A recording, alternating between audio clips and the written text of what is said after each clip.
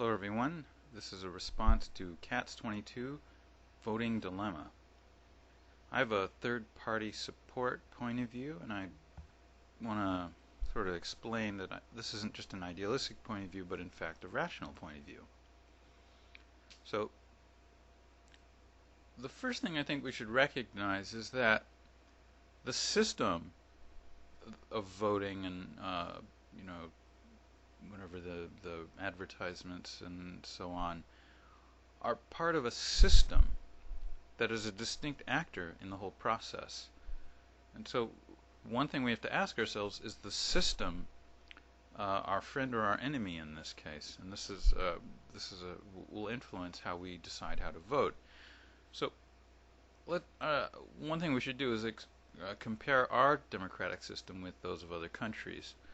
And so in dictatorships and repressive regimes around the world, very often they will have elections as well, and what ends up happening is the incumbent wins with 99% of the vote or something like that. And the way their systems work is they use fear and intimidation to enforce and subvert to force the outcome and subvert the will of the people. And the usual way they do this is they make sure the ballot isn't secret. That is to say, you can vote any way you like, but we're going to learn how you voted afterwards and take note of it. And perhaps we'll discuss your vote afterwards. And, in the most repressive regimes, this tends to influence the way that people vote. So, in the end, people are voting out of fear. So fear is dictating the vote of places in dictatorships and repressive regimes. In other democratic countries where there are more than two mainstream parties, usually more interesting situations occur. Usually what ends up happening is that parties have to form coalitions in order to win elections and so on. This can take many forms, such as proportional representation or a parliamentary system.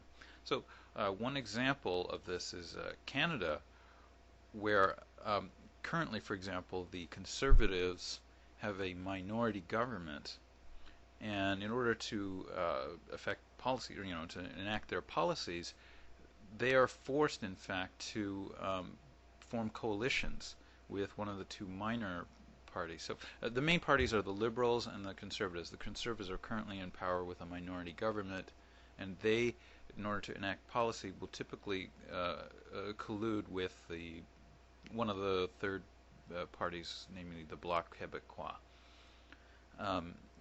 The two of them put together form a majority and are able to pass legislation to the parliament. What that inevitably means is that the Bloc Québécois end up having influence over policy. And so what ends up happening is in Canada, you tend not to have extreme decisions made in the country. That is to say, certainly in these coalition government situations, if either party has an objection, either the Bloc Québécois or the Conservatives have an objection to any legislation, then there's no way it can get through. So it becomes more of a filter, which removes kind of extreme points of view from the government. And in Canada, very often, when they have majority governments, for example, the Liberals, when they win, or at least the last time they won, they tend to have majority governments. Or in the past they have. Certainly under Trudeau they did, and I think initially under Chrétien they did. In order to obtain this majority, that means they have to have gotten really a lot of support from the Canadian people. That is to say, the Canadians must have rejected the Conservatives, the NDP, and the Parti Québécois. In order to achieve such a thing, they have to really, their own platform has to be very, very populist. They have to really engage everyone. So,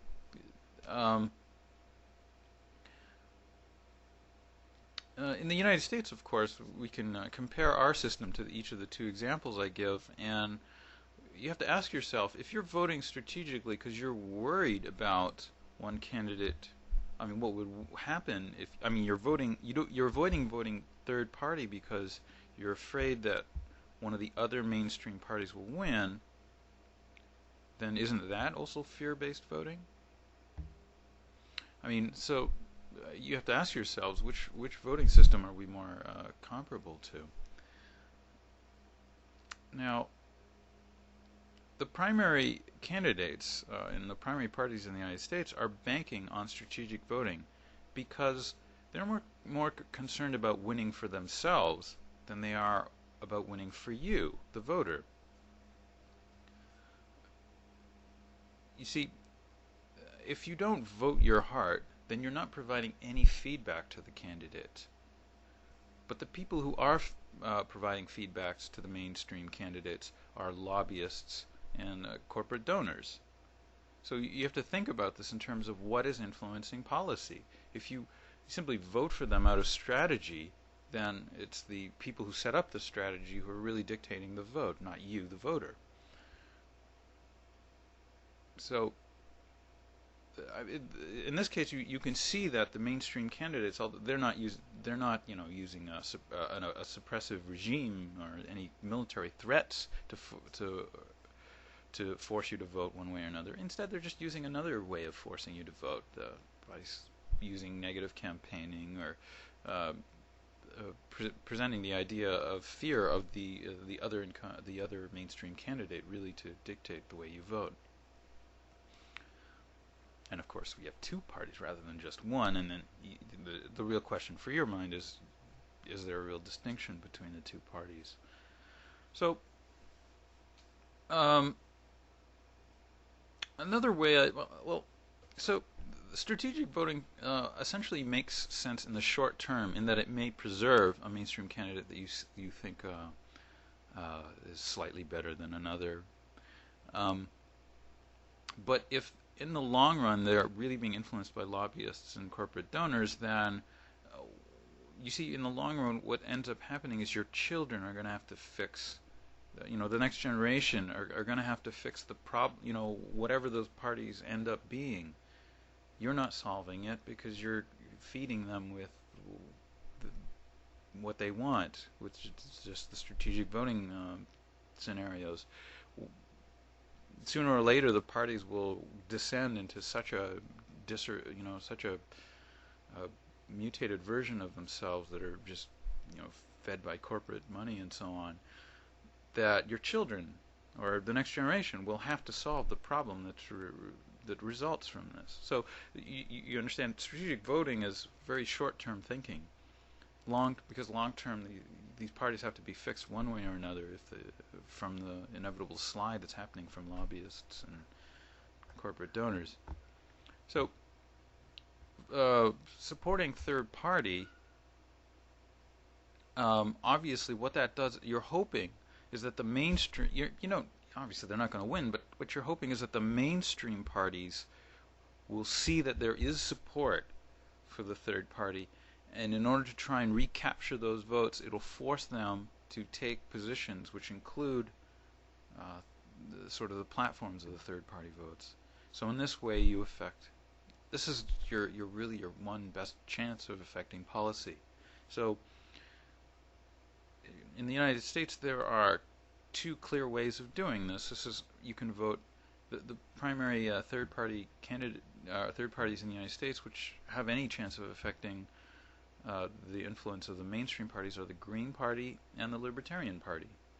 Basically, the Green Party will make the Democrats somewhat more accountable to the people who, really care about things like universal health care and so on, and minimum wage and things like that.